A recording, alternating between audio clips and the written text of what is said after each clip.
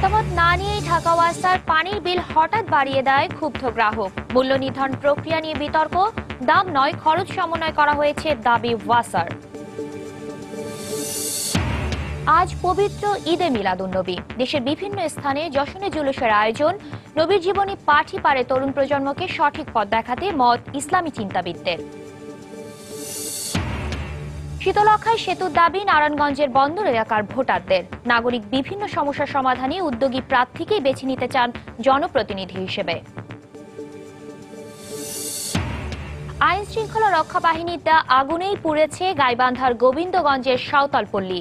সামাজিক যোগাযোগ মাধ্যমে ভাইরাল, খতিয়ে দেখা হচ্ছে জানালো পুলিশ। কাল শহীদ বুদ্ধিজীবী দিবস। বাংলার সূর্য সন্তানদের স্মরণ করতে প্রস্তুত বুদ্ধিজীবী স্মৃতিসৌধ ও স্মৃতিস্তম্ভ। থাকছে পর্যাপ্ত নিরাপত্তা ব্যবস্থা।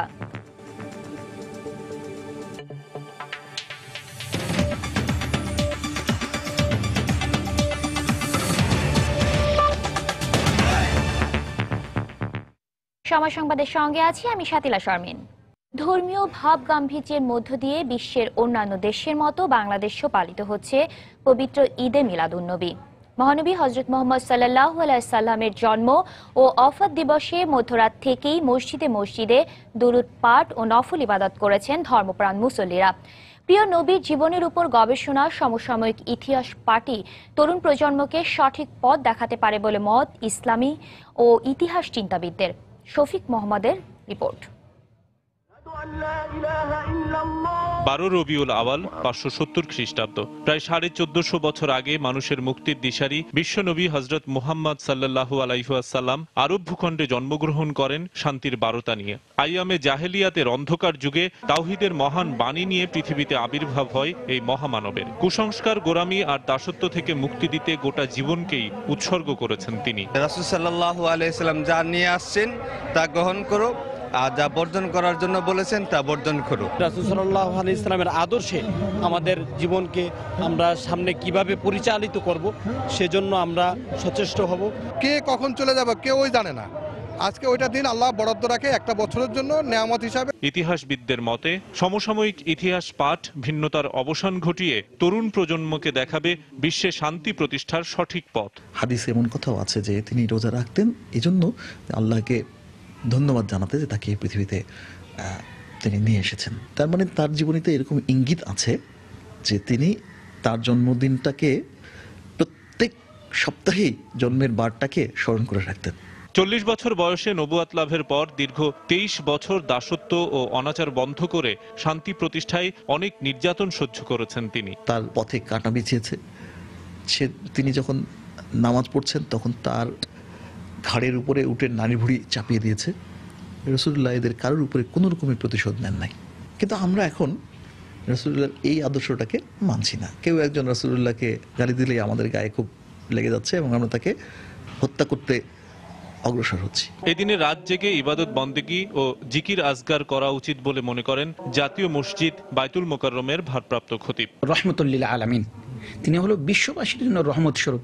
আর আমরা যদি তার উম্মত দাবি করে রহমতের বিপরীত কাজ করি তাহলে আমাদের মনে করতে হবে আমরা রাসূল প্রেমে উজ্জীবিত হইতে পারি নাই। মাত্র 63 বছর বয়সে 12 রবিউল আওয়াল তারিখেই ইহলোক ত্যাগ করেন শেষ নবী রাহমাতুল লিল আলামিন হযরত মুহাম্মদ সাল্লাল্লাহু আলাইহি ওয়াসাল্লাম। শফিক মোহাম্মদ, সময় সংবাদ, ঢাকা। পবিত্র ঈদে মিলাদুন্নবী উপলক্ষে দেশের বিভিন্ন স্থানে জশনে জুলুসের আয়োজন করা হয়েছে। এই মুহূর্তে চট্টগ্রামের মুরাদপুর এলাকায় আছেন রিপোর্টার কমল দে এবং রাজশাহীর সাহেব বাজার জিরো পয়েন্টে আছেন সাইফুর রহমান রকি। জশনে জুলুসের খবর জানতে প্রথমেই যাচ্ছি কমলের কাছে। কমল,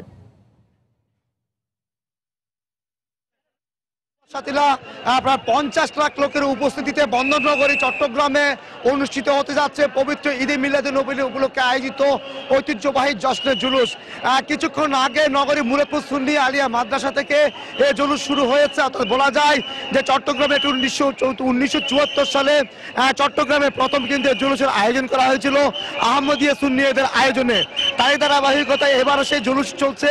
আর এবারে জুলুসের নেতৃত্ব দিচ্ছেন গত 30 বছরের ধারাবাহিকতায় হাজরতে আল্লামা সৈয়দ তাহের সাহেব আওলাদের রাসূল।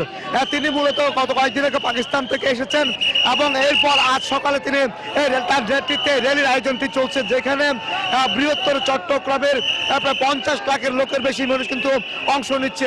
চট্টগ্রাম নগরীর পাশাপাশি জেলা এবং তার আশপাশের জেলা থেকে কিন্তু গত রাত থেকে সাধারণ মানুষজন গাড়ি নিয়ে এই চট্টগ্রাম শহরে উপস্থিত হয় এবং এরপরে চট্টগ্রাম শহর থেকে এই জলুস চলছে। এখনো আমরা দেখেছি কিছুক্ষণ আগে নগরীর মুরাদপুর এলাকায় এই জলুস শুরু হয়েছে এবং এই জলুসের যেখানে শুরুর অগ্রভাগ এখন পর্যন্ত আমরা যতটুকু জানি চকবাজার হয়ে লালদিঘি এলাকায় অতিক্রম করেছে, তার যে শেষ অংশটি এখনো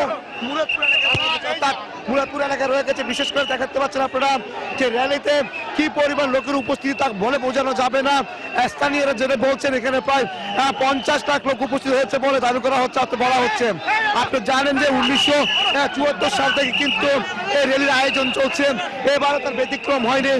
বিশেষ করে সকালে আমরা দেখেছি মুরাদপুর এলাকা থেকে অর্থাৎ এই র্যালি শুরু হয়েছে। র্যালিটি কিন্তু পুরো চট্টগ্রাম শহর প্রদক্ষিণ করবে। বিশেষ করে লা ইলাহা ইল্লাল্লাহ মুহাম্মাদুর রাসূলুল্লাহ, নারে তাকবীর, আল্লাহু আকবার, নারে রিসালাত, ইয়া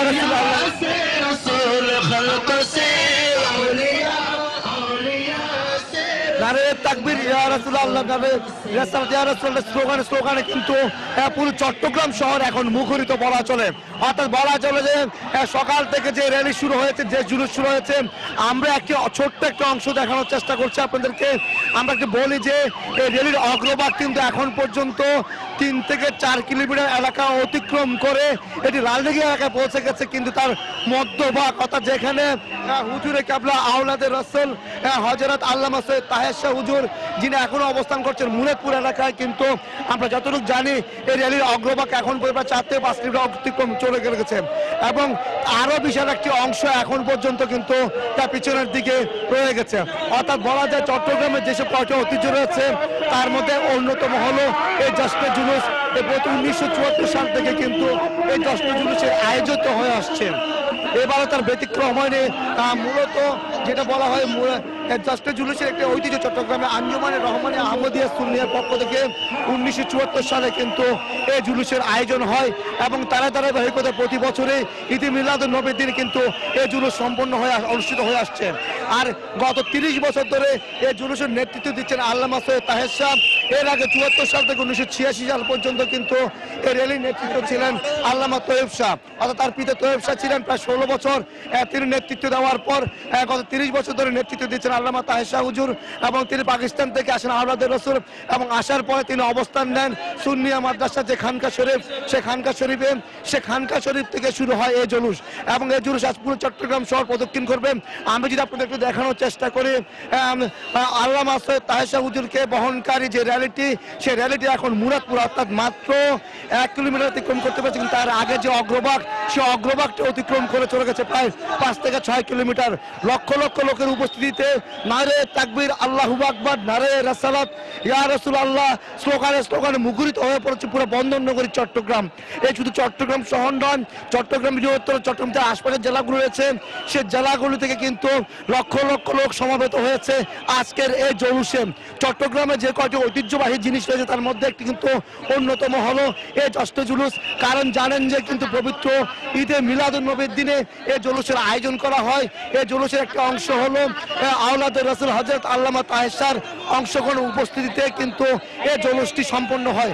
আপনি জানেন শুধুমাত্র আল্লামা সৈয়দ তাহের শাহ হুজুরকে এক নজর দেখার জন্য কিন্তু আমরা দেখেছি সে ভোর থেকে হাজার হাজার মানুষ কিন্তু এই রাস্তায় অবস্থান নিয়ে আছে এবং এই অবস্থা রাস্তার দুপাশ পুরোটা এলাকা কিন্তু প্রদক্ষিণ করে আছেন।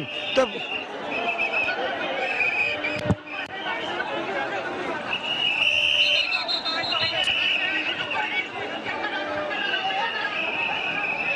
বলা চলে যে প্রায় 50 লোকের যে উপস্থিতি, সেই উপস্থিতি এখনো চলছে এবং এর র্যালি চলবে আজকে দিন মতো। এখন পর্যন্ত ছিল চট্টগ্রাম থেকে সর্বশেষ। এখন আমরা চলে যাবো রাজশাহী জলুসের খবর জানার জন্য সহকর্মী রকির কাছে। তো সকাল বেলায় এই পবিত্র দিনটি উপলক্ষে আনন্দ র্যালি বের করা হয়েছে এবং নগরীর বিভিন্ন সড়ক প্রদক্ষিণ করে খানকা শরীফের সামনে যে শেষ হয়েছে। যদিও কামরুজ্জামান চত্বর থেকে এই র্যালিটি শুরু করে সাহেব বাজার ঘুরেছে। এছাড়াও কিন্তু আরও বেশ কয়েকটি সংগঠন যারা এই পবিত্র ঈদে মিলাদুন্নবী উপলক্ষে কিন্তু র্যালি করেছে। এখনও কিন্তু আমরা একটি সংগঠনকে দেখছি যে এখানে সাহেব বাজার 0 পয়েন্টের পাশে র্যালি করছে এবং এই র্যালিটি করতে করতে মূলত তারা সাহেব বাজার 0 পয়েন্টের দিকে আসছে। আমরা যদিও একটু র্যালিটি দেখতে পাচ্ছি দূরে, তারপরেও আমরা সময় দর্শকদের সরাসরি এই দৃশ্যটি দেখানোর চেষ্টা করব একটু। এছাড়াও কিন্তু আমরা এই খানকা শরীফের আশেপাশে যে বাড়িঘরগুলো আছে সেখানে কিন্তু এই দিবসটি উপলক্ষে প্রচুর পরিমাণ উৎসব মুখর একটি পরিবেশ আমরা দেখেছি। আলোকসজ্জা রাতে যেমনটি দেখেছি, দিনেও এখনো কিন্তু সেখানে এক জাঁকজমকপূর্ণ অবস্থা বিরাজ করছে এবং প্রতিটি ঘরে কিন্তু আনন্দ উৎসাহ, এক ধরনের বাড়তি আনন্দ উৎসাহ দেখা যাচ্ছে। তো আমরা এছাড়াও আইন শৃঙ্খলা বাহিনীর যারা কর্মকর্তা রয়েছেন, যারা এই অনুষ্ঠানগুলো যেন নির্বিঘ্নে পালন করতে পারে, তাদের সাথেও কথা বলেছি। তারা মূলত যেটি বলছেন যে এই দিবসটি যাতে নির্বিঘ্নে পালন করতে পারে ধর্মপ্রাণ মুসলমানরা, সেজন্য কিন্তু তাদের পক্ষ থেকে সব ধরনের প্রস্তুতি নেওয়া হয়েছে। যেমন প্রতিটি র্যালির সামনে আমরা দেখতে পাচ্ছি যে পুলিশের সদস্যরা যেমন নিরাপত্তার দিকটি খেয়াল রাখছেন, ঠিক তেমনি পুলিশের একটি করে পিকআপ ভ্যানও কিন্তু আমরা এই র্যালির শেষে দেখতে পাচ্ছি, যাতে করে কোনো ধরনের কোনো সমস্যা না হয় এই দিনটি পালনে। তো আমরা র্যালির যেসব যোগ দিয়েছেন যারা, তাদের সাথেও কথা বলেছি। তারা যেটি বলছেন যে এই দিনটি যেহেতু মহানবী হযরত মুহাম্মদ সাল্লাল্লাহু আলাইহি ওয়াসাল্লামের জন্মদিন, সেই জন্য এই দিনটিকে তারা ঈদের মতো করেই উৎসব করে পালন করে থাকেন। তো এছাড়াও কিন্তু আমরা এখন আরেকটি র্যালি দেখতে পাচ্ছি। এই ভেঙে ভেঙে কিন্তু বেশ কয়েকটি র্যালি রাজশাহী নগরীতে কিন্তু হচ্ছে। এটি মূলত শাইনপুকুর দারুসা পবা এলাকা থেকে এটি বের হয়েছিল এবং এটি মানসুরা খানকা শরীফ থেকে বের করা হয়েছিল এই আনন্দ শোভাযাত্রা। এই শোভাযাত্রা শেষে এটিকে বিশ্ব শান্তি দিবস উদযাপন করার জন্য রাজশাহীর 0 পয়েন্টে এসে সমবেত হয়ে একটি মোনাজাত আয়োজন করা হয়েছে এবং এই মোনাজাতে এখন সবাই অংশ নিচ্ছেন। মূলত আমরা কিন্তু সেটি দেখানোর চেষ্টা করছি। এছাড়াও রাজশাহীর বিভিন্ন শ্রেণী পেশার মানুষ কিন্তু এই ঈদে মিলাদুন নবীর এই অনুষ্ঠানে যোগ দিয়েছেন এবং তারা সারা দিনটি কিন্তু উৎসব মুখর, ব্যাপক উৎসাহ উদ্দীপনার মধ্য দিয়ে পালন করে থাকবেন বলে আমাদেরকে জানিয়েছেন। এছাড়াও রাজশাহীর বিভিন্ন মসজিদে দোয়া মাহফিল আয়োজন করা হয়েছে। এই দোয়া মাহফিলে বিশ্বনবী হযরত মুহাম্মদ সাল্লাল্লাহু আলাইহি ওয়াসাল্লামের যে দেখানো পথ, সেই দেখানো পথ ধরে যেন তারা অনুসরণ করে যেতে পারেন এবং তার দেখানো পথ ধরে যেন চলতে পারেন, সেই বিষয়গুলোই মূলত এখানে করা হবে বলে আমাদেরকে জানাচ্ছেন। এই র্যালিতে কিন্তু অনেক ছোট বাচ্চারাও কিন্তু আমরা দেখেছি এই র্যালিতে অংশ নিয়েছেন এবং খুবই আনন্দ করে সকালে তারা সকাল বের হয়ে এই র্যালিতে তারা কিন্তু অংশ নিতে দ্বিধা করেননি এবং খুব উৎসবমুখর পরিবেশে অনেকের হাতে আমরা অনেক পতাকাও দেখেছি এবং খুবই শান্তিপূর্ণ পরিবেশে রাজশাহীতে এই পবিত্র দিনটি ঈদে মিলাদুন নবী পালিত হচ্ছে। তো সাথীরা, এই ছিল আমার কাছে রাজশাহী থেকে ঈদে মিলাদুন নবীর সর্বশেষ খবর। মহানবী হযরত মুহাম্মদ সাল্লাল্লাহু আলাইহি ওয়াসাল্লামের জন্ম ও ওফাত দিবসে প্রতি বছরই দেশের বিভিন্ন স্থানে আয়োজন করা হয় এ ধরনের জশ্নে জুলুসে। বর্ণাঢ্য আয়োজনের খবর জানাতে যোগ দিয়েছিলেন চট্টগ্রাম থেকে সহকর্মী কমল দে এবং রাজশাহী থেকে সাইফুর রহমান রাকিব। জনগণের মতামত না নিয়েই ঢাকা ওয়াসার পানির বিল বাড়িয়ে দেওয়ার সিদ্ধান্তে ক্ষুব্ধ গ্রাহকরা। তাদের দাবি, গ্যাস, বিদ্যুৎ ও নিত্য প্রয়োজনীয় দ্রব্যের উচ্চমূল্যের পর পানির বাড়তি বিল বেশ বিড়ম্বনা সৃষ্টি করবে। বছরে একাধিকবার দাম বাড়ানোর কারণে বাসা ভাড়া বেড়ে যাওয়ারও আশঙ্কা তাদের। ক্র্যাব বলছে, স্বচ্ছ প্রক্রিয়ায় মূল্য নির্ধারণ না হলে তা কোনোভাবেই গ্রহণযোগ্য নয়। তবে ওয়াসার দাবি, পানির মূল্য বাড়ানো হয়নি, বরং সরকারের অনুমোদন নিয়েই উৎপাদন খরচের সঙ্গে সমন্বয় করা হয়েছে। মিজানুর রহমান খবিরের রিপোর্ট। রাজধানীর নয়াটোলার বাসিন্দা শারমিন সুলতানা। 1 মাসের ব্যবধানে তার বাড়ির পানির বিল 1000 টাকারও বেশি বেড়ে যাওয়ায় বেশ দুশ্চিন্তায় রয়েছেন তিনি। ভাড়াটিয়া থেকে নিয়ে না, এটা আমরা বাড়িওয়ালারে দিচ্ছি, তো আমাদের তো একটু সমস্যা হয়ে যায়, কারণ আমরা তো প্রতি মাসে তার ভাড়াটা বাড়াইতে পারি না। শুধু তিনিই নন, রাজধানীর 3.5 লাখ মিটারধারী গ্রাহকের কেউই বিলের কপি হাতে পাওয়ার আগে জানেন না সম্প্রতি আবাসিকে প্রতি 1000 লিটারে 1 টাকা 51 পয়সা ও শিল্প বাণিজ্যিক গ্রাহকদের জন্য 3 টাকা 72 পয়সা বাড়িয়েছে ঢাকা ওয়াসা। বিল তো আমাদেরকে না জানা কয়েকবার বাড়ানো হয়েছে, তারপরে আমরা তো জানি না, বিল দিয়ে যায় আমাদেরকে বাধ্য হয়ে দিতে হয়। সবার মতামতের ভিত্তিতে যদি করা হতো তাহলে সবার জন্য উপকার হতো। আমাদের যে রোজি সেই রোজির উপরে প্রেশার পড়বো। পানি বিল বাড়ছে, এখনো ঘর ভাড়া বাড়বে, তার জন্য সবাই বলে দিতেছে। আশা করে আসছিলামও যে থাকবো, এক বাসায় 3-4 বছর থাকা যায়, তেমন থাকতে পারছি না। আসছি তো 2 মাস হচ্ছে। প্রতি বছর 5% হারে বিল বাড়ানোর কথা থাকলেও এবছর 2 দফায় আবাসিকে 22 ও শিল্প বাণিজ্যিকে 18% পর্যন্ত বাড়িয়েছে প্রতিষ্ঠানটি। Consumer association of Bangladesh cap মনে করে এমন সিদ্ধান্ত নেওয়ার আগে গণশুনানি করা প্রয়োজন। অনেকটা তামাশার মতোই ইচ্ছা অনুযায়ী যে কোনো সময়ে দাম বাড়াচ্ছেন। আমরা যারা নগরবাসী ভোক্তা তাদের কাছে গ্রহণযোগ্য না। আমাদের দাবি স্বচ্ছ প্রক্রিয়ায়, অ্যাকাউন্টেবল প্রক্রিয়ায় পানির মূল্য যাতে নির্ধারিত হয়। ঢাকা ওয়াসার দাবি ঋণ পরিশোধ ও উৎপাদন খরচের সাথে সমন্বয় করতে নেওয়া হয়েছে এমন পদক্ষেপ। ধারের টাকা যদি শোধ করতে হয় আমাকে তো এই পানি দিয়ে শোধ করতে হবে, অতএব সেজন্যই পানির দামটাকে আমাদের মাঝে মাঝে অ্যাডজাস্ট করতে হয়। এটা আমরা না, এটা সরকারের অনুমোদন নিয়েই করা হয়েছে। ভর্তুকি দিয়ে তো আপনি পরিবেশ বান্ধব টেকসই আর গণমুখী পানি ব্যবস্থাপনা আশা করতে পারেন না। বর্তমানে প্রতি 1000 লিটার পানির দাম আবাসিকে 10 টাকা ও বাণিজ্যিক খাতে 32 টাকা। মিজানুর রহমান খবির, সময় সংবাদ, ঢাকা। গাইবান্ধার গোবিন্দগঞ্জে সাঁওতাল উচ্ছেদকে কেন্দ্র করে হওয়া সংঘর্ষকে সাঁওতাল ও বাঙালি দুষ্কৃতিকারীর সংঘর্ষ উল্লেখ করে প্রতিবেদন দেওয়ার বিষয়ে ব্যাখ্যা দিতে গাইবান্ধা পুলিশের বিশেষ শাখার সুপারকে 2 জানুয়ারি হাজির হওয়ার নির্দেশ দিয়েছেন হাইকোর্ট। এ বিষয়ে ব্যাখ্যা দিতে হাজির হয়ে গাইবান্ধার জেলা প্রশাসক আব্দুস সামাদ জানান, জেলা প্রশাসনের নয় এই প্রতিবেদন পুলিশের বিশেষ শাখার। একই সঙ্গে এমন প্রতিবেদন আদালতে দাখিলের জন্য ক্ষমা প্রার্থনা করেন জেলা প্রশাসক। আদালত ক্ষমার আবেদন মঞ্জুর করে তাকে অভিযোগ থেকে অব্যাহতি দিয়ে গাইবান্ধা পুলিশের বিশেষ শাখার এসপিকে তলব করেন। গত 6 ডিসেম্বর প্রতিবেদনে বাঙালি দুষ্কৃতিকারীর শব্দ ব্যবহার করার বিষয়ে ব্যাখ্যা দিতে গাইবান্ধা জেলা প্রশাসককে হাজির হওয়ার নির্দেশ দিয়েছিলেন হাইকোর্ট। নারায়ণগঞ্জ সিটি কর্পোরেশন নির্বাচনের খবর। প্রায় 5 লাখ ভোটারের নগরী নারায়ণগঞ্জ, যার 1/3 মানুষই বসবাস করেন শীতলক্ষার পূর্বপার বন্দর এলাকায়। নদী পার্কে কেন্দ্র করে বন্দরে বেশ কিছু শিল্প কলকারখানা গড়ে উঠলেও একটি সেতুর অভাবে শহরের নানা সুবিধা থেকেই তারা বঞ্চিত। রয়েছে গ্যাস ও পানি সংকট সহ যোগাযোগ খাতেও নানা সমস্যা। এসব সমস্যা সমাধানে উদ্যোগী প্রার্থীকে জনপ্রতিনিধি হিসেবে বেছে নিতে চান বন্দরবাসী। মাহমুদ রাকিবের রিপোর্ট। সকালের স্নিগ্ধ রোদ ওঠার সাথে সাথে নারায়ণগঞ্জ বন্দরের পাড়া মহল্লার উঠানে এখন দেখা যায় এমন ছোট ছোট জটলার দৃশ্য। বেলা বাড়ার সাথে সাথে যা ধীরে ধীরে রূপ নেয় নির্বাচনী মিছিলে। সিটি কর্পোরেশন নির্বাচনকে ঘিরেই মূলত বন্দর এলাকার সব অলিগলি এখন মুখর থাকছে সকাল থেকে মাঝ রাত অবধি। পোস্টারে পোস্টারে ছেয়ে গেছে বাজার ঘাট থেকে শুরু করে বাড়ির আঙিনাও।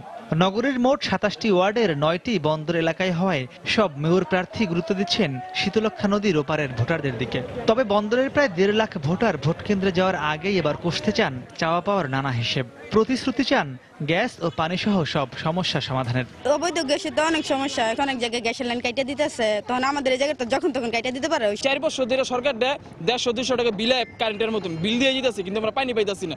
ইউনিয়ন কাউন্সিলের যে রাস্তা সেই রাস্তা হয়ে রয়েছে, সাপ্লাই পানিটা যাতে দেয় এবং ঘরে ঘরে যেমন পাকা রাস্তা যাইতে পারি। তবে সবকিছু ছাপিয়ে শীতলক্ষার পূর্বপারের অভিমানী ভোটারদের চোখ সেতুর দিকেই। সেতু না থাকায় স্বাস্থ্যসেবা সহ জরুরি অনেক সেবা থেকেই তারা বঞ্চিত বলে অভিযোগ তাদের। অসুস্থ হলে আমরা তৎনগর যেতে পারি না, অন্তত নৌকাটা সময়তে পাওয়া যায়, সময়তে পাওয়া যায় না। মাস 6 আগে মানে আমার নিজের সামনে আমি ট্রলার দিয়ে পার হইতেছি, একটা নৌকার বল গেটের উপর দিয়া তো কয়জন মারাও গেছে। সবচেয়ে আপনার চাওয়া হইল গিয়ে আমাদের এই ঘাট দিয়ে একটা আপনার সেতু নির্মাণের জন্য সর্বত আশা ছিল না ব্রিজ হওয়ার লেগে, কিন্তু ব্রিজ হোক এটাই আমরা চাই। এদিকে কাউন্সিলর প্রার্থীরাও অবহেলিত বন্দরে মেয়রের মাধ্যমে নাগরিক সুবিধা বাড়ানোর নানা আশ্বাস দিচ্ছেন ভোটারদের দ্বারে দ্বারে গিয়ে। বেশি গুরুত্ব দিব মাদক সন্ত্রাস, সাধারণ নিরীহ মানুষগুলো জিম্মি হয়েছে মুষ্টিমেয় কয়েকজন মানুষের কাছে, আমি তাদের জিম্মি দশা থেকে সর্বপ্রথম মুক্ত করব। মেয়র সাহেবের সাথে আলোচনার সাপেক্ষে অবৈধ গ্যাস কাজটাকে বৈধ করতে পারি, সরকারের রাজস্ব আয় ঠিকমতো আদায় হয়, তার জন্য আমার সর্বাত্মক সহযোগিতা এবং সর্বোচ্চ চেষ্টা থাকবে। সব মিলিয়ে 22 ডিসেম্বরের মেয়র নির্বাচনে বন্দরের ভোটাররা যে বড় ভূমিকা রাখতে যাচ্ছেন তা নিশ্চিত বলে মনে করেন নির্বাচন পর্যবেক্ষকরা। মাহমুদ রাকিব, সময় সংবাদ, নারায়ণগঞ্জ। নারায়ণগঞ্জ সিটি নির্বাচনের খবর জানাতে এই মুহূর্তে নগরীর বিবি রোড এলাকায় আছেন রিপোর্টার সালাউদ্দিন সুমন। সুমন, সকাল থেকে কিন্তু বিএনপি দলীয় প্রার্থী সাখাওয়াত হোসেন খান এই নারায়ণগঞ্জ সিটিতে প্রচারণা শুরু করেছেন, অর্থাৎ গণসংযোগ কাজ চালিয়ে যাচ্ছেন। সকালে তিনি শুরু করেছেন মিশনপাড়া এলাকা থেকে, সেখান থেকে দলীয় নেতাকর্মীরা রয়েছেন তাদেরকে সঙ্গে নিয়ে তিনি একে একে আমলাপাড়া, পুরাতন কোর্ট, বিবি রোড এইসব এলাকায় কিন্তু মানুষজনের সঙ্গে কথা বলেছেন, তাদের কাছে ভোট চেয়েছেন। বিশেষ করে সকালে যারা দোকান খুলে বসেছেন অথবা যারা কর্মস্থলের দিকে যাচ্ছিলেন সেই সব মানুষজনকে রাস্তায় ধরে তাদের সঙ্গে কথা বলছেন, তাদের সঙ্গে কুশল বিনিময় করছেন, এক পর্যায়ে তাদের কাছে ভোট চাচ্ছেন এবং বিভিন্ন উন্নয়নের প্রতিশ্রুতি দিচ্ছেন। উন্নয়নের প্রতিশ্রুতিগুলোর মধ্যে যেগুলো আমি সামনে দাঁড়িয়ে শুনলাম সেগুলোর মধ্যে রয়েছে যে শিক্ষা ব্যবস্থার একটা আমূল পরিবর্তন করতে চান, সেই ধরনের কথা বলছেন। পাশাপাশি বলছেন এখানকার গ্যাস সমস্যা যাতে না থাকে এবং বিদ্যুতের সমস্যা না থাকে, সেই ব্যাপারে তাকে যদি ভোট দিয়ে জয়যুক্ত করা হয় তাহলে তিনি এই সিটি কর্পোরেশনের উন্নতি সাধন করবেন, এই ধরনের কিন্তু প্রতিশ্রুতি দেওয়া হচ্ছে। এখন তিনি কিছুক্ষণের জন্য বিরতি নিয়েছেন গণসংযোগের, এরপর তিনি তার সঙ্গে যে কর্মীরা রয়েছেন তারা কিন্তু আমাদেরকে জানিয়েছেন তিনি বন্দর এলাকায় যাবেন, সেখানে প্রচারণা চালাবেন এবং পাশাপাশি আরেকটি বিষয় জানিয়ে রাখি শাতিলা, যে এখানে কিন্তু আজকে বিএনপির মহাসচিব মির্জা ফখরুল ইসলাম আলমগীর দুপুর 2টার দিকে আসার কথা রয়েছে। তিনি তাদের যে দলীয় প্রার্থী সাখাওয়াত হোসেন খানকে সঙ্গে করে নিয়ে তিনি এখানে গণসংযোগ করবেন, সেটি কিন্তু পুরোপুরি মোটামুটি নিশ্চিত। বিএনপির কেন্দ্রীয় যে নেতারা রয়েছেন তারাও দু একজন সঙ্গে আরও থাকতে পারেন, সেই ধরনের তথ্য কিন্তু আমাদের কাছে রয়েছে। আর এখানকার যে সাধারণ মানুষ রয়েছে, ভোটাররা রয়েছেন, তাদের সঙ্গে সকালে আমরা কথা বলেছি। তারা কিন্তু প্রার্থীরা যেরকম প্রতিশ্রুতি দিচ্ছেন তারা বলছেন যে সব প্রার্থীর কথাই তারা শুনছেন, তবে শেষ বিচারে তাকেই ভোট দেবেন তারা যিনি সত্যিকার অর্থেই এই নগরের উন্নয়ন করবেন। সাথীলা, এই ছিল এখানকার সর্বশেষ পরিস্থিতি। আর সারাদিন আছি এখানকার গণসংযোগের সর্বশেষ পরিস্থিতি কিন্তু এখান থেকে জানিয়ে দেব। নারায়ণগঞ্জ শহরের বিবি রোড এলাকা থেকে নির্বাচনের খবর জানাচ্ছিলেন সহকর্মী সালাউদ্দিন সুমন। এদিকে নারায়ণগঞ্জের দেওভোগ এলাকায় আছেন আরেক সহকর্মী মাহমুদ রাকিব। এখন সরাসরি চলে যাচ্ছি তার কাছে। রাকিব,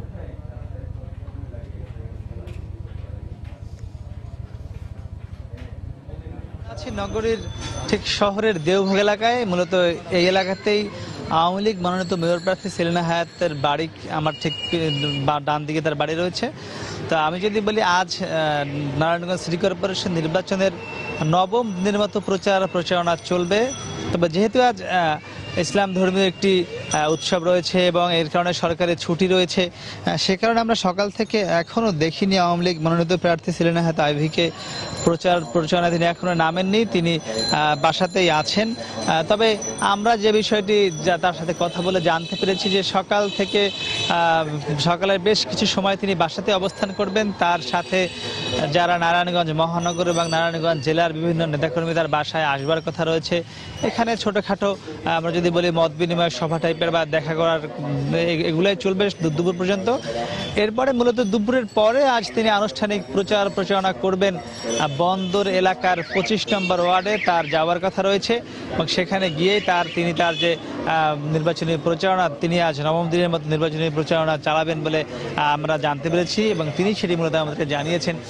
এর বাইরে আমি যদি আপনাকে বলে দেই, নারায়ণগঞ্জের যে আজ 9ম দিনের মতো প্রচারণা ইতিমধ্যেই কিন্তু নারায়ণগঞ্জের পুরো শহরে আমরা দেখেছি যে নির্বাচনী আমেজ তৈরি হয়েছে। আপনি দেখতে পাচ্ছেন পুরো আমরা দেখেছি রাস্তাঘাট, ঘর বাড়ি সব জায়গাতেই আমরা দেখেছি একদম পোস্টারে ছেয়ে গিয়েছে এবং বিভিন্ন ব্যানার আমরা দেখেছি। তো মোটামুটি আমরা বলতে পারি যে দ্বিতীয়বারের মতো মেয়র নির্বাচনকে কেন্দ্র করে নারায়ণগঞ্জে ইতিমধ্যেই উৎসবের একটা আমেজ তৈরি হয়েছে এবং নির্বাচনের যেসব উপলক্ষ দরকার তার সবই এখন নারায়ণগঞ্জ শহরে আছে, নগরে আছে। তো পরবর্তীতে আমরা আপনাকে আবারও জানিয়ে দেবো আওয়ামী লীগ মেয়র প্রার্থী সেলিনা হায়াত আইভির প্রচারণার খবর। তা আমার কাছে এখন পর্যন্ত এই ছিল সবশেষ খবর। শাতিলা। মুসলিম সম্প্রদায়ের অন্যতম ধর্মীয় উৎসব ঈদে মিলাদুন্নবীর কারণে প্রচারণার একটু বিলম্ব হচ্ছে বলে জানাচ্ছিলেন নারায়ণগঞ্জ থেকে সহকর্মী মাহমুদ রাকিব। সময় সংবাদে আরও থাকছে, আবারও ক্রিস্টিয়ানো রোনালদোর হাতে ব্যালন ডিওর, ক্যারিয়ারে চতুর্থবারের মতো এই পুরস্কার জিতলেন CR7।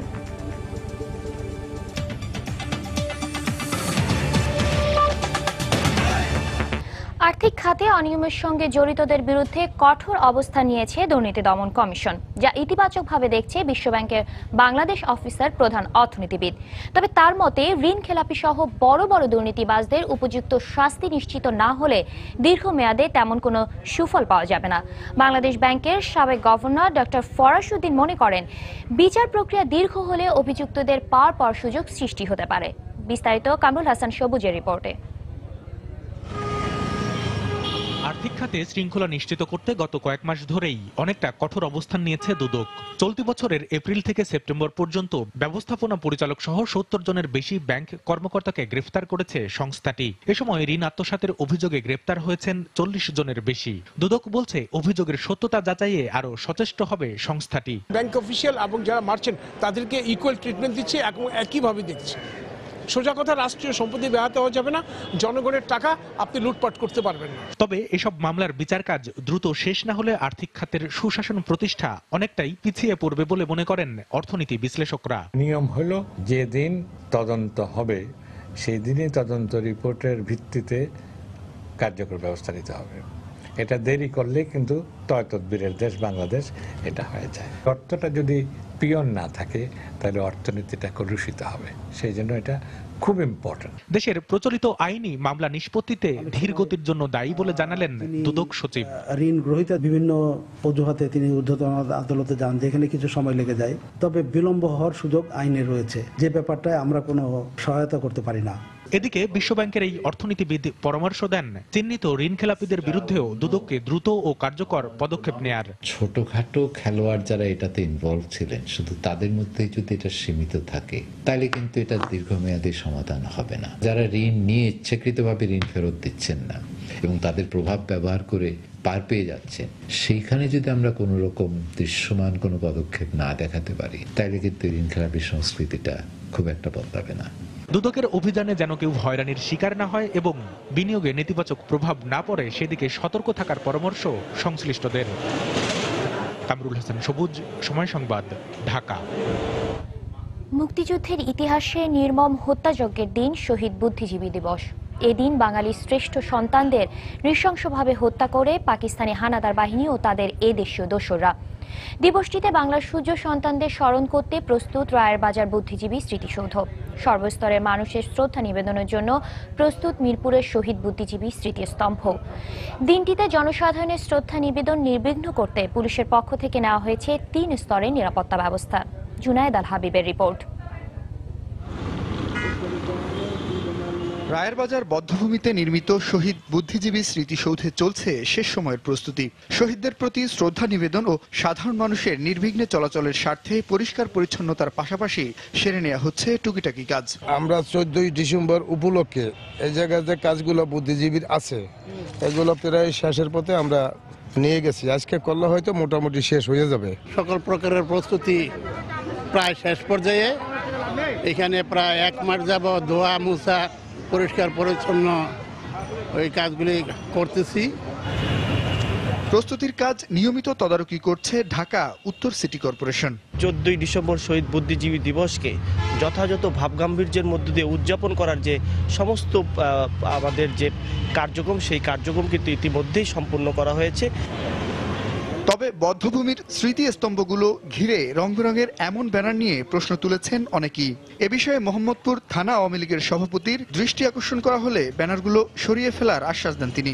আগেই অনেকে এই ব্যানারগুলো লাগিয়েছে, এগুলো সরিয়ে সেখানে আমরা শহীদ বুদ্ধিজীবী দিবসের ব্যানার আজকের দিনের মধ্যে এখানে লাগানো হবে। এদিকে দিবসটি পালন উপলক্ষে পুলিশের পক্ষ থেকে নেওয়া হয়েছে 3 স্তরের নিরাপত্তা ব্যবস্থা। আমরা আশাবাদী যে আমরা যে পরিকল্পনা গ্রহণ করেছি আমরা যথাযথ সেগুলি বাস্তবায়ন করব এবং আমরা যদি সেটা করতে পারি কোনো ধরনের নিরাপত্তা হুমকি এখানে কেউ সৃষ্টি করতে পারবে বলে আমরা মনে করি না। বুধবার প্রথম প্রহরে মিরপুর বুদ্ধিজীবী স্মৃতিসৌধে শ্রদ্ধা নিবেদন করবেন প্রধানমন্ত্রী। এরপর সর্বস্তরের মানুষের শ্রদ্ধা নিবেদনের জন্য খুলে দেওয়া হবে রায়ের বাজার ও মিরপুর বুদ্ধিজীবী স্মৃতিসৌধ। জুনায়েদ আল হাবিব, সময় সংবাদ, ঢাকা। যৌতুকের দাবিতে টাঙ্গাইলের ভুয়াপুরে এক গৃহবধূকে নির্মমভাবে কুপিয়ে আহত করার অভিযোগ পাওয়া গেছে। নির্যাতিতা গৃহবধূ টাঙ্গাইল মেডিকেলে চিকিৎসাধীন রয়েছেন। এ ঘটনায় অভিযুক্ত স্বামী সহ 3 জনকে গ্রেফতার করেছে পুলিশ। কাদির তালুকদারের তথ্য ও রাশেদ খানের ছবি নিয়ে ডেস্ক রিপোর্ট। সন্তান জন্ম দেওয়ার 6 দিনের মাথায় স্বামীর হাতে নির্মম নির্যাতনের শিকার হয়ে হাসপাতালের বিছানায় কাতরাচ্ছেন টাঙ্গাইলের গৃহবধূ ফাতেমা। তাই তো সেখানেই মায়ের সাথে দিন কাটছে 14 দিন বয়সী শিশুটিরও। নির্যাতিতার স্বজনরা জানান, বিয়ের পর থেকেই বিভিন্ন সময় স্ত্রী ফাতেমার কাছে যৌতুকের দাবি করে আসছিল ভুয়াপুর উপজেলার চান আমুলা গ্রামের শফিকুল ও তার বাড়ির লোকজন। দাবিকৃত যৌতুক না দেয়ায় গত 6 ডিসেম্বর ধারালো অস্ত্র দিয়ে ফাতেমার মাথায় এলোপাতাড়ি আঘাত করে শফিকুল। এক পর্যায়ে ফাতেমার ডাক চিৎকারে শফিকুল পালিয়ে গেলে গুরুতর অবস্থায় তাকে টাঙ্গাইল মেডিকেল কলেজ হাসপাতালে ভর্তি করেন স্থানীয়রা। আমার স্বামী আমার বুকের উপরে বসে সাইডে মুখের ভিতরে হাত দিয়ে সাইডে পরে দুইজনে 2 হাত করে সেটা এমন ভাবে আঘাত করছে, আমি খালি এতটুকু বুঝছি। চোখের নিচটা বেশ ভালো শৈলী গেছে এবং তাকে মনে হচ্ছে যেন ওকে মেরে ফেলার উদ্দেশ্যেই ওকে আঘাত করা হয়েছে। অনেকগুলো স্টিচ পড়ছে সেখানে এবং সে খুবই অসুস্থ। এ ঘটনায় ভুয়াপুর থানায় নারী নির্যাতন দমন আইনে 3 জনের বিরুদ্ধে মামলা করেছে নির্যাতিতার বাবা। আমরা এটার ব্যাপারে খুবই তৎপর আছি, আমরা এর তদন্ত চালাচ্ছি এবং বর্তমানে এই মামলার 3 জন আসামি 3 জনই জেল হাজতে আছেন। আমরা এটা নিবিড়ভাবে পর্যবেক্ষণ করছি এবং আমরা গভীরভাবে এটা তদন্ত করছি। পারিবারিক সূত্রে জানা যায়, 2010 সালে শফিকুলের সাথে বিয়ে হয় ফাতেমা বেগমের। তাদের 2টি ছেলে সন্তান রয়েছে। সময় সংবাদ, টাঙ্গাইল। স্বাধীনতার 45 বছরে একটি শক্ত অর্থনৈতিক ভিত সৃষ্টি করাই আগামী দিনগুলোতে বাংলাদেশের কূটনীতির সবচেয়ে বড় চ্যালেঞ্জ বলে মনে করছেন বিশেষজ্ঞরা। আন্তর্জাতিক সম্পর্ক বিশ্লেষকরা মনে করেন, এ লক্ষ্যে কূটনীতির প্রথাগত সংজ্ঞার বাইরে গিয়ে আঞ্চলিক এবং অর্থনৈতিক সহযোগিতা বাড়াতে হবে। নির্দিষ্ট কোনো দেশের উপর নির্ভরতা কমিয়ে তৈরি করতে হবে নতুন নতুন বাজার। এহসান জুয়েলের রিপোর্ট। বৈশ্বিক ঠান্ডা যুদ্ধের ক্রান্তিকালে জন্ম নেয়া বাংলাদেশ এখন মোকাবেলা করছে মধ্যম আয়ের দেশে উন্নীত হওয়ার চ্যালেঞ্জ। শুরু থেকেই সবার সাথে বন্ধুত্ব, কারো সাথে বৈরিতা নয় মন্ত্রে বিশ্বাসী বাংলাদেশের পররাষ্ট্র নীতি। বিশ্বায়নের এ যুগেও সে নীতিতে অটল বাংলাদেশ।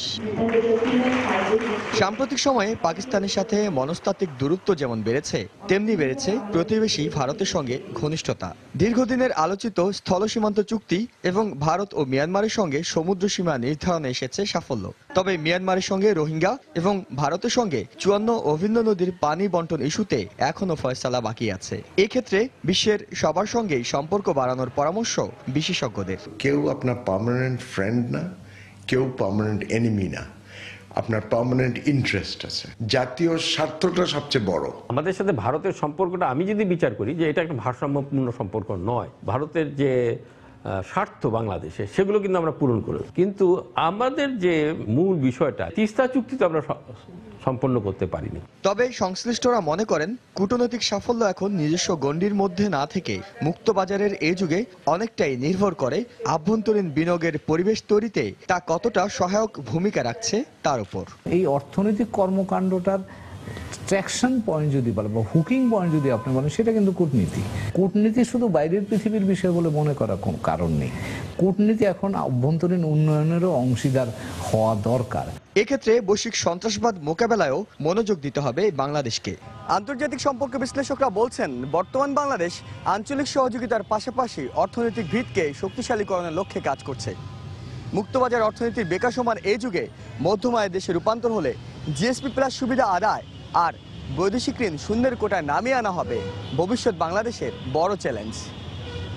এহসান জুয়েল, সময় সংবাদ, ঢাকা। দেশের বাইরের খবর।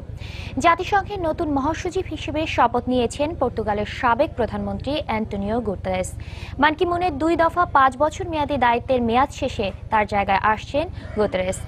সোমবার জাতিসংঘের সাধারণ সভায় 193 জন সদস্যের সামনে তিনি শপথ গ্রহণ করেন। জাতিসংঘের 71 বছরের ইতিহাসে নবম মহাসচিব হলেন তিনি। শপথ নেওয়ার পর বক্তব্যে সততা, বিচক্ষণতা ও ন্যায়পরায়ণতার চর্চা করার অঙ্গীকার করেন গুতেরেস।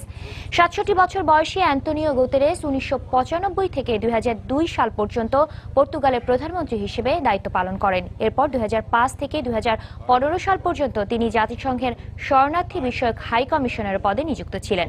মহাসচিব পদে আবেদন প্রক্রিয়ায় জাতিসংঘের সাধারণ সভার সামনে তিনি প্রশ্ন উত্তর পর্ব বেশ বিচক্ষণতার সঙ্গে মোকাবেলা করেছেন, যা তাকে 13 জন প্রার্থীর মধ্য থেকে নির্বাচিত হতে সহায়তা করেছে। ভারতের তামিলনাড়ুতে ঘূর্ণিঝড় ভারধাওর আঘাতে অন্তত 10 জনের মৃত্যুর খবর পাওয়া গেছে। এছাড়া উপকূল থেকে সরিয়ে নেওয়া হয়েছে কয়েক হাজার বাসিন্দাকে। সোমবার বিকেলে ঘন্টায় 120 থেকে 130 কিলোমিটার বেগে চেন্নাইয়ের উপকূলে আঘাত হানে ঘূর্ণিঝড়টি। এর প্রভাবে তামিলনাড়ু, অন্ধ্রপ্রদেশের বিভিন্ন জায়গায় ভারী বর্ষণের পাশাপাশি ঝড়ো বাতাস বইছে। এতে গাছপালা ভেঙে পড়ে বেশ কিছু স্থাপনার ব্যাপক ক্ষয়ক্ষতি হয়েছে। কোনো কোনো জায়গায় ভূমিধসের খবরও পাওয়া গেছে। এর আগে বড় ধরনের ক্ষয়ক্ষতি এড়াতে তামিলনাড়ু ও অন্ধ্রপ্রদেশে সর্বোচ্চ সতর্কতা জারি করা হয়। ঘূর্ণিঝড়ের কারণে চেন্নাই বিমানবন্দরে বিমান ওঠানামা বন্ধ রয়েছে।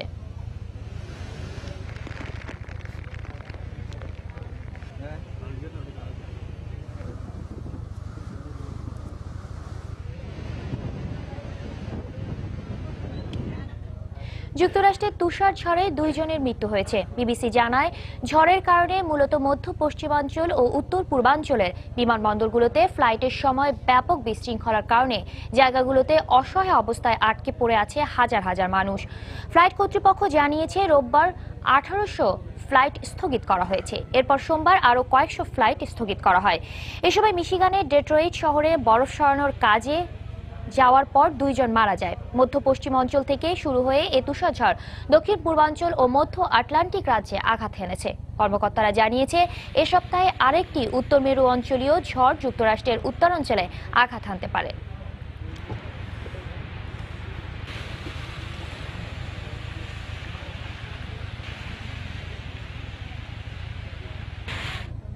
খেলার খবর। আবারও ব্যালন ডি'র পুরস্কার জিতলেন রিয়াল মাদ্রিদের পর্তুগিজ উইঙ্গার ক্রিস্টিয়ানো রোনালদো। এই নিয়ে ক্যারিয়ারে চতুর্থবারের মতো এই পুরস্কার জিতলেন CR7। ফ্রান্স ফুটবল ম্যাগাজিনের দেওয়া এই পুরস্কার জয়ের পথে রোনালদো পেছনে ফেলেছেন তার চির প্রতিদ্বন্দ্বী লিওনেল মেসিকে। আগামী 11 জানুয়ারি আনুষ্ঠানিকভাবে পুরস্কার তুলে দেওয়া হবে রোনালদোর হাতে। সুসময় এভাবেই বুঝি ভাগ্যবানের পিছু নেয়, নইলে ক্যারিয়ারের সব অর্জন একই সাথে একই সময়ে নিজের ভাগ্যে জুটল কি করে। সেই ইউরো থেকে শুরু, এবার ব্যালন ডি'র। হয়তো বুঝতে কারো বাকি নেই, বলা হচ্ছে সময়ের অন্যতম সেরা ফুটবলার ক্রিস্টিয়ানো রোনালদোর কথা। ফ্রান্স ম্যাগাজিন একত্রীভূত হবার আগে সবশেষ 2008 সালে এই পুরস্কার জিতেছিলেন রোনালদো। আনন্দে অভিভূত হয়ে উচ্ছ্বাসটা তার খুবই স্বাভাবিক। আমি প্রচন্ড খুশি, এটা আমার জন্য বিশাল সম্মান। এই গোল্ডেন বল জয়ের জন্য আমি প্রচুর পরিশ্রম করেছি। যারা আমাকে এই পুরস্কার জয়ের সুযোগ করে দিয়েছেন তাদের প্রতি আমি কৃতজ্ঞ। আমার ক্লাব রিয়াল মাদ্রিদ, আমার দেশ পর্তুগাল, সবাই আমার গর্ব।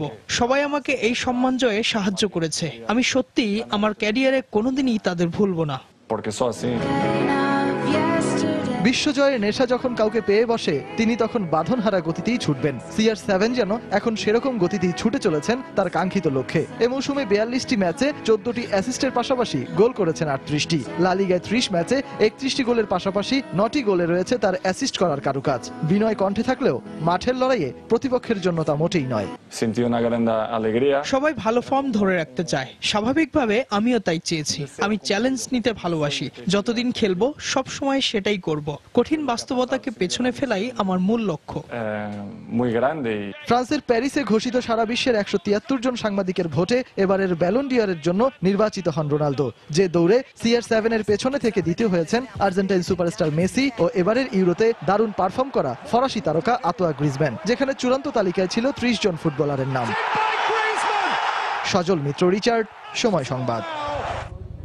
এ পর্যায়ে শীর্ষ সংবাদ জানিয়ে দিচ্ছি আরেকবার। মতামত না নিয়ে ঢাকা ওয়াসার পানির বিল হঠাৎ বাড়িয়ে দেওয়ায় ক্ষুব্ধ গ্রাহক। মূল্য নির্ধারণ প্রক্রিয়া নিয়ে বিতর্ক, দাম নয় খরচ সমন্বয় করা হয়েছে দাবি ওয়াসার। আজ পবিত্র ঈদে মিলাদুন্নবী। দেশের বিভিন্ন স্থানে যশন জুলুসের আয়োজন। নবীর জীবনী পাঠই পারে তরুণ প্রজন্মকে সঠিক পথ দেখাতে মত ইসলামী চিন্তাবিদদের। শীতলক্ষায় সেতুর দাবি নারায়ণগঞ্জের বন্দর এলাকার ভোটারদের। নাগরিক বিভিন্ন সমস্যার সমাধানে উদ্যোগী প্রার্থীকেই বেছে নিতে চান জনপ্রতিনিধি হিসেবে। আইন শৃঙ্খলা রক্ষা বাহিনীর দেওয়া আগুনেই পুড়েছে গাইবান্ধার গোবিন্দগঞ্জের সাঁওতালপল্লী। সামাজিক যোগাযোগ মাধ্যমে ভাইরাল, খতিয়ে দেখা হচ্ছে জানালো পুলিশ। এবং কাল শহীদ বুদ্ধিজীবী দিবস। বাংলার সূর্য সন্তানদের স্মরণ করতে প্রস্তুত বুদ্ধিজীবী স্মৃতিসৌধ ও স্মৃতিস্তম্ভ। থাকছে পর্যাপ্ত নিরাপত্তা ব্যবস্থা। এই ছিল এখনকার মতো। যে কোনো খবর পেতে ভিজিট করুন সময়নিউজ.tv। যে কোনো বাংলা লিংক, রবি ও এয়ারটেল নম্বর থেকে সময় সংবাদের খবর, অনুষ্ঠান সম্পর্কে জানতে এবং যে কোনো তথ্য সময় সংবাদকে জানাতে ডায়াল করুন 16242 নম্বরে। এছাড়া এইমাত্র পাওয়া খবর মোবাইলে পেতে SMS করুন *DN লিখে পাঠিয়ে দিন 16242 নম্বরে। সঙ্গে থাকুন সময়ের।